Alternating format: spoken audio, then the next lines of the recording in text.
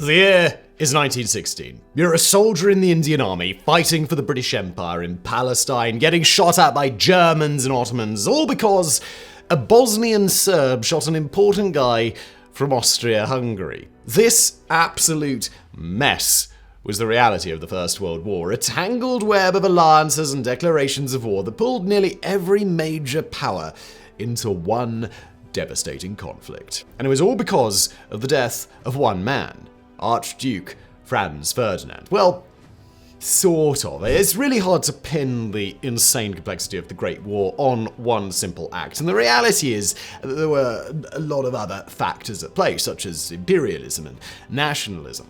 But there is no denying that the Archduke's assassination played a big role in igniting the European geopolitical powder keg of the early 20th century. So today we're going to analyze the unbelievable circumstances of his death and how it somehow snowballed into one of the deadliest wars in human history.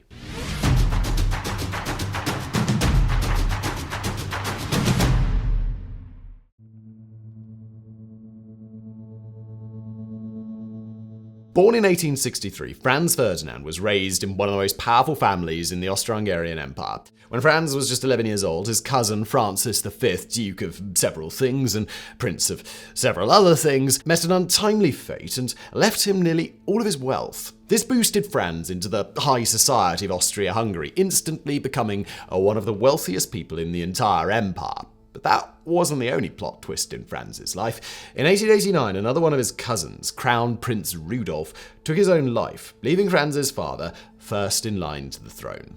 But Franz's father wouldn't last much longer, passing away from typhoid fever in 1896. When all was said and done, Franz was now the one in line for the throne. And not only was Franz thrust into one of the most powerful positions on earth at the time, he also subsequently found himself at the center of one of the most complex political situations that the world has ever seen. You see, the Russian Empire had just defeated the Ottoman Empire in the Russo-Turkish War, and in the treaty that was signed afterwards, Austria-Hungary was left in charge of Bosnia, which had previously been ruled by the Ottomans. In the same treaty, Serbia was granted full autonomy and soon became known as the Kingdom of Serbia. For the next few years, the Kingdom of Serbia was content with their borders and maintained decent relationships with their neighbors, but especially good relations with Austria-Hungary. But things changed in 1903 when a dramatic coup d'etat saw the Royal Serbian Army storm the Serbian Royal Palace and shoot the King and Queen a combined 48 times. The new king they installed, Peter I, wanted to run things just a tad differently. The new Serbia shifted quickly into nationalism, and the military was riled up to build its power and reclaim territory that it believed it was owed, trying to create a greater Serbia. Several conflicts erupted in the following years, such as the Bosnian Crisis, which was a rebellion when Austria-Hungary announced the official annexation of Bosnia, and both Balkan Wars in 1912 and 1913, in which Serbia annexed Kosovo and Macedonia. All of this success encouraged radical Serbian nationalists who began taking drastic measures to further their agenda. Revolutionary groups began popping up, such as Young Bosnia and Narodna Obrana, whose goal was to end Austro-Hungarian rule in Bosnia and restore it to Serbia. They were certainly no stranger to using violence to get what they wanted. Between 1909 and 1914, there were numerous failed assassination attempts on Austro-Hungarian officials, as well as the attempted assassination of the governor of Croatia. The most dangerous group, though, well, that was the Black Hand, a society dedicated to the creation of Greater Serbia through the use of terrorism. In fact, the Black Hand's other name was Unification or Death. They were a seriously dangerous group, well connected with officials in the Serbian government and known for their use of political murder. And it was this group that would eventually bring the Archduke to meet his maker.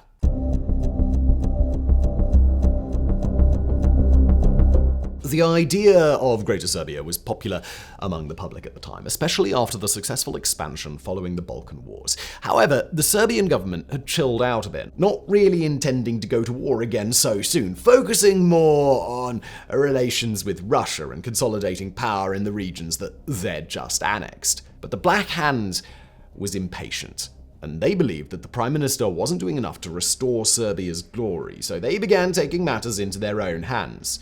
Now, for some context here, The Black Hand was separated into numerous cells of 3 to 5 men who knew very little about the other cells. The flow of information was contained to ensure secrecy. It was all overseen by a central executive committee led by a man named Dragutin Dmitrievich, better known by his nickname Apis.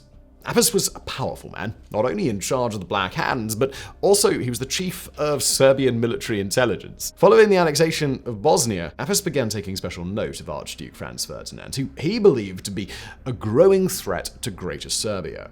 This is because Ferdinand was possibly planning to incorporate a Slavic kingdom into his empire, which would pacify many Bosnians, Serbs, and Croatians who would no longer see a need to fight once they had a decent amount of representation in their country. This would be disastrous for the Black Hand's plans, as they could potentially lose contacts and allies in Bosnia, as well as any revolutionary initiative. Apis wanted to act before this future could be realized. And so, in 1914, he began recruiting to eliminate the Archduke from the picture. Now, there's actually a lot of mystery regarding the planning of the assassination. For example, it isn't known how the Serbian Prime Minister knew about the plot at all, and it's likely that Apis didn't even consult the other leaders of the Black Hand. What is known is who was selected for the mission. This was Gavrilo Princip, Nedeljko Čabrinović, and Trifko Grabeš. These were 3 young men that were members of the Young Bosnia group that we mentioned earlier.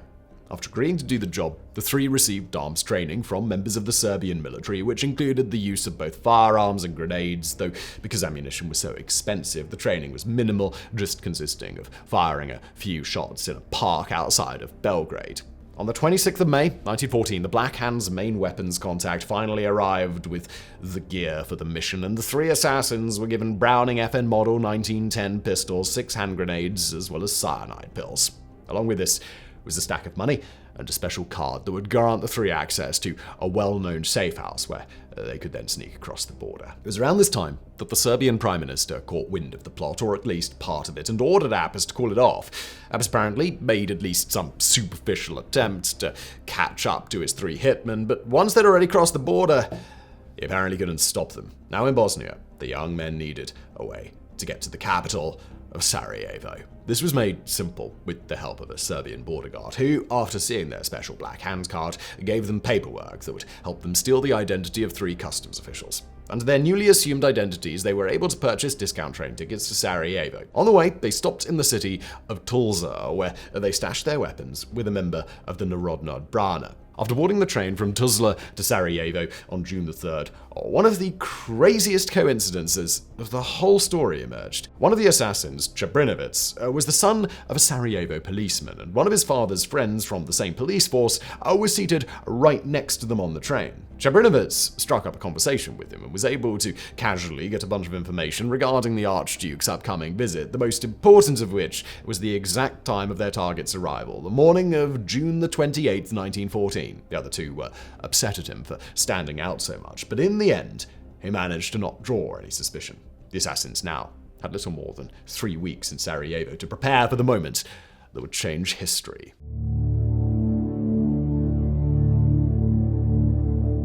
After arriving in the capital, the 3 assassins headed to their respective hideouts. Princip met up with and stayed with a man named Ilic, a prominent Black Hand member who was in on the plot and would be the group leader in Sarajevo. Grabeš and Čabrinović both stayed with their families. There was little to no contact for most of June as the group laid low, and only Ilic knew that there were 3 additional assassins already in Bosnia: Vaso Čabrinović, Cvijetko Popović, and Mehmed Mehmedbašić. Ilic kept the group's identities a secret from each other to avoid damage in case someone was captured by the police or betrayed the cause. On June the 14th, Ilic made his way to Tulsa and picked up the stashed weapons. He smuggled them back into Sarajevo in a box of sugar and then hid them underneath his mother's sofa. Around this time, their job was made a lot easier when Ferdinand's trip was planned in detail and published in the newspapers down to the arrival times and the streets. This was hoping to draw crowds to see such an important figure, but it would ultimately be his downfall. On June the 27th, the 2 assassin trios finally met each other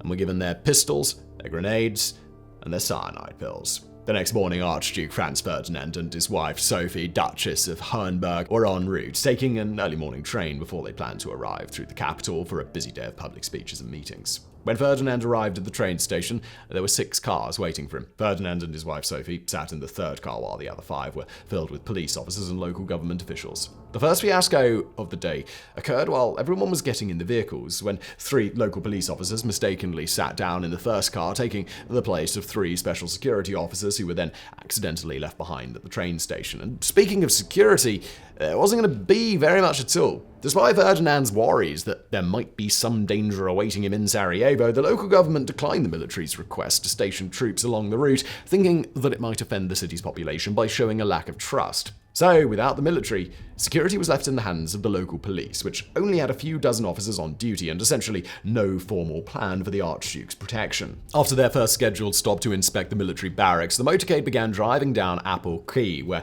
among a large crowd of spectators, were the 6 assassins, poised and ready to strike. Elites had positioned them at different points along the route and given them a brief pep talk about courage before the cars arrived. At about 10 a.m., the motorcade passed the first assassin, Mehmed Bashits, who was standing in front of the Mostar Cafe and armed with a grenade. But despite his months of planning for this exact moment, the first assassin froze up and he failed to act. Next to him was the second assassin, Trebrilovitz, who had a pistol and a grenade. But whatever had gotten into the first assassin's nerves must have also struck the second, as he too froze up, unable to follow through with a plan. The motorcade continued down the street and passed the third assassin, Trebrinovitz, who became the first to actually do something. He stepped through a break in the crowd, took aim, and threw his grenade right at the Archduke's car. Unfortunately for him, his throw was just a little bit off, and the grenade bounced off the convertible cover and fell into the street behind Ferdinand, who continued to drive forward. By the time the grenade exploded, it was now underneath car number 4, which it disabled on the spot. It also injured 15 to 20 people, but the Archduke was not among them. Knowing that an entire crowd had just witnessed an act of terrorism, Trebrinovitz swallowed his cyanide pill, turned around, and jumped into the river next to the street, determined until the very end. Unfortunately for him, once again, the cyanide in the pills was old and no longer strong enough to kill, only to induce some vomiting. And luck really wasn't with him that day, because on top of all of this, the Miatska River was all but dried up due to the hot summer, and there was only 13 centimeters of water, that's about 5 inches. After smacking his face in what was essentially a muddy puddle, the police dragged him back up to the street, where he was severely beaten by the crowd before being arrested and taken into custody.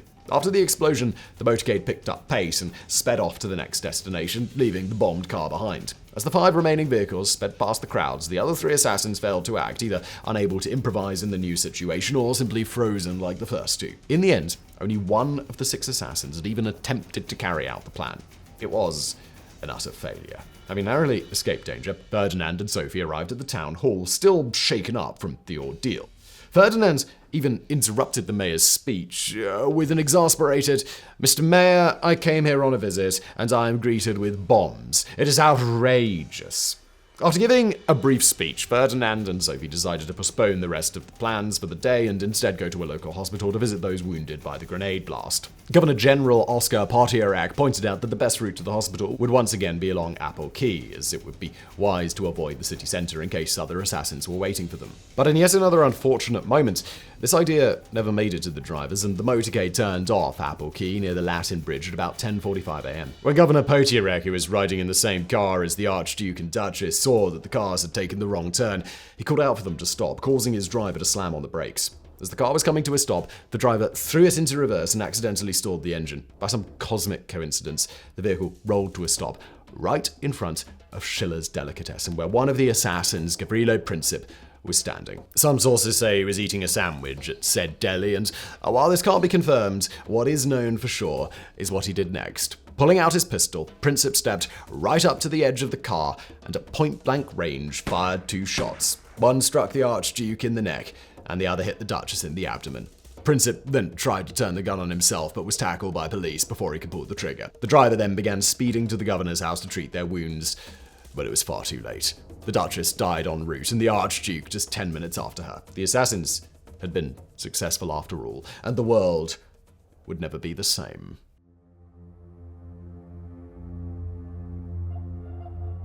Eventually, every assassin was apprehended, as well as many of the conspirators that aided them with weapon supplies or helped them enter the country. Many claimed to be unwilling participants, though the 3 original recruits all took full responsibility for their actions, turning their trial into an opportunity to publicly talk about the danger Ferdinand supposedly posed to Serbia. Despite this, They later expressed regret for their participation, saying that they wouldn't have done so if they knew it would spark such a massive war. Spared the death penalty because of their relatively young age. The three were sentenced to 20 years in prison, and although they later received a letter from the imperial couple's children forgiving them for what they did, their actions had lit the European fuse, and there was no turning back. Immediately after the assassination, anti-Serb riots broke out in the region. Across Sarajevo, even in Zagreb, Serbian businesses were looted and razed, and on the first day of riots, 2 Serbs lost their lives. Thousands of Serbs were arrested on the basis of nationality, and hundreds of these would go on to die in prison. Meanwhile, the Austro-Hungarian government was determined to find everyone responsible for Ferdinand's murder. To this day, there is still some debate about who was actually responsible. Was it the Black Hand acting on their own rogue terms, or was it fully sanctioned by the Serbian military and its government? And it's still not clear. At the time, though, this wasn't much of a concern to Austria-Hungary, who simply saw all of Serbia as a threat.